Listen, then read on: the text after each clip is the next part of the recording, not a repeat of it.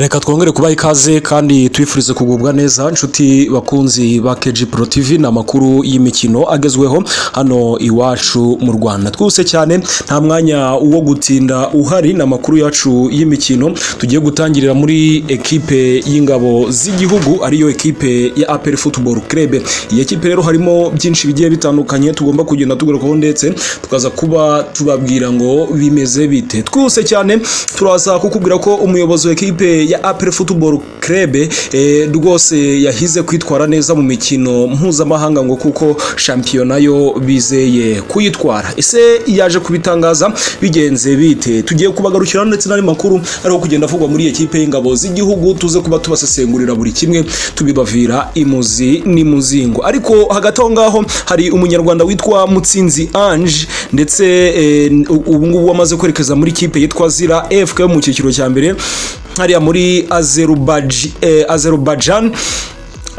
Rero ku itariki ya 26 banyagiye Dunajaske Streda yo muri Slovakia ibitego 4-0 mu mukino ubanza w'ijonjora rya kabiri muri UEFA Conference League. Ni intangiriro nziza kuri Mutsinzi Ange.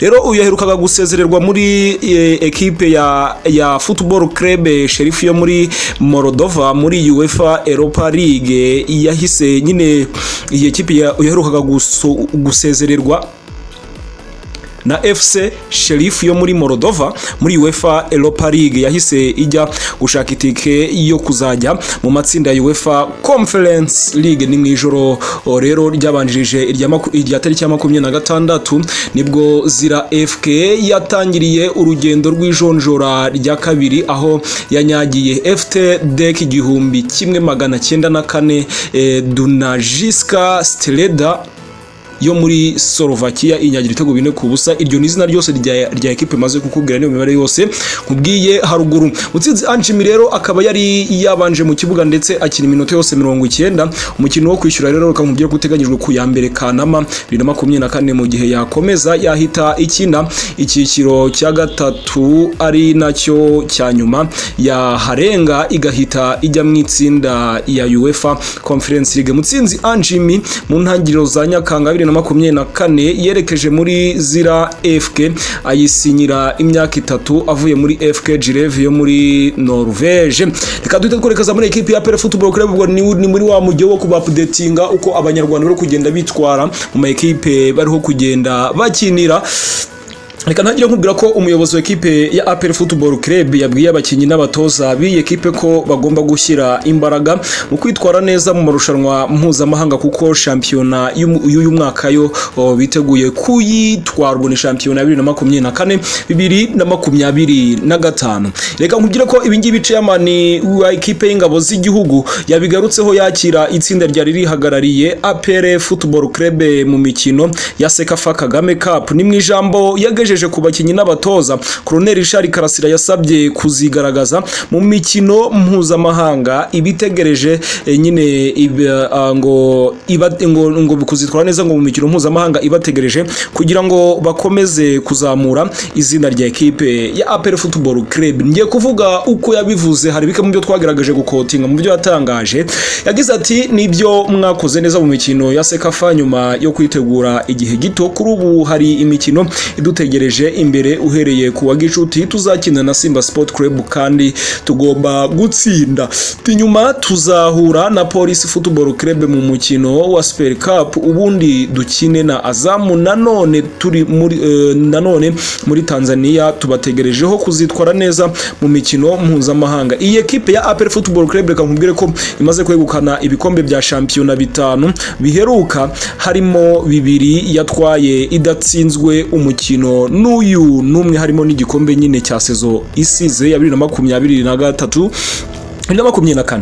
Iyi ekipe rero ifite abatoza bashya, ifite akazi gakomeye ko kurenga aho yageze umwaka ushize mu cyiciro cya kabiri cy'amajonjora yo kujya mu mikino y'amatsinda ya CAF Champions League nyine iramutse igize ngutya igasezerera Azam yo muri Tanzania yakwakirwa na Pyramid yo mu Misiri yayisezereye umwaka ushize. Iyi ekipe y'ingabo z'igihugu rero ikaba yari yubatse bigaragara isinyisha abakinyi 7 b'abanyamahanga barimo 2 bakomoka hara mu gihugu cya Ghana, 2 bava muri Nigeria harimo umunyamari ndetse n'umunyamauritania ndetse na myugariro bakuye muri Senegal. Kuri ubu bivugwa ko rero ishobora kongeramo abakinyi 2 barimo ukina mu mutima w'ubwugarizi ndetse na myugariro w'inyuma iburyo. Aba bakinyi ariko bivugwa ko bashakirwa ku isoko ry'imbere mu gihugu. Ingutyo bimeze ku bigendanye n'ijambo chairman Lieutenant Colonel Charles Karasira wa ekipe y'ingabo z'igihugu yagejeje kuri aba bakinyi ba ekipe ya APR. So, reka duhite twerekeza ku mukinyi Joseph Apam Asongwe Bemor. Ibiganiro bigeze kure rero hagati ya Joseph Apam Asongwe Bemor umunyakameruni ndetse ni ekipe y'ingabo z'igihugu kurebera hamwe uburyo batandukana ntacyo bihungabanyije. Uyu musore akaba yashakira amahirwe ahandi cyangwa se yajya kugeragereza ahandi nyuma yuko iyi ekipe y'ingabo z'igihugu ibonye neza ko uyu musore atazabona umwanya bigendanye n'abakinyi iyi ekipe y'ingabo z'igihugu yaguze ku isoko ry'igura n'igurisha ry'abakinyi. Iyi ekipe rero icyo wamenya, imyitozo irakomeje, ni imyitozo iri open ku bafana bose. Nikakubwire ko ni ekipe iri gukora trade fair cyangwa se itandukaniro rinini cyane na za APR zabanje. Umufana kureba imyitozo cyari ikintu kidasanzwe, umufana kubona yagiye ku myitozo wabonaga ari ikintu kidasanzwe rwose, ariko kuri ubu ngubu imyitozo iri open.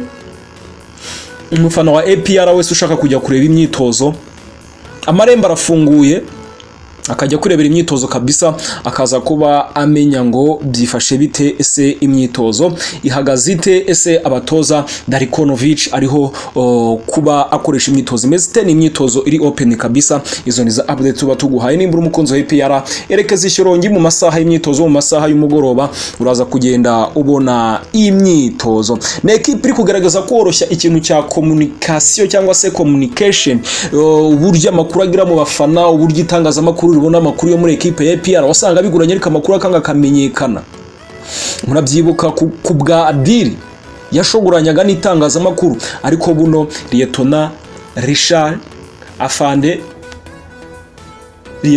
Karasira rwose ariho kugenda abikora neza. Ukubona ko ari kuzana ikintu cy'impinduka muri ekipe y'ingabo z'igihugu. Mu yandi makuru rero ndaza kuba nkubwira ko rero nyuma yuko iyi ekipe nyine imanuye uwitwa Richmond Lampeti bigaragara ko ari hejuru cyane, naho mpamvu rero bahisemo kurebera hamwe uburyo iyi ekipe yagihagarara mu kibuga ubwo izabiri gukina shampiyona y'u Rwanda. Biteganyijwe ko rero abanyamahanga batazigera bazamuka, bazakomeza kuba 6. Rero ubu ngubu iyi ekipe y'ingabo z'igihugu yateganyaga kuba yakipinga yagumana bamwe mu banyamahanga yari ifite cyangwa se yagira bire kuzikaba yazana n'undi umwe. Rero bishatse kuvuga ko yarangije kugura yakoroza isoko ryo hanze y'u Rwanda, ndetse ubu ngubu bikabisigaje kureba ku isoko ry'imbere mu Rwanda ko hari undi mukinyi ushobora kuba yayerekezamo kugira ngo ikomeze ibe ekipe ikomeye kandi itwara ibikombe. Nko gukorera kuri ekipe ya APR bahize kugera kure mu mikino nyafrika ndetse no gutwara igikombe cya shampiyona ngo kuko byo bamaze kuba babimenyera. Mukomeze mugira ibihe byiza, turabashimiye cyane. Iyi ni KG Pro TV.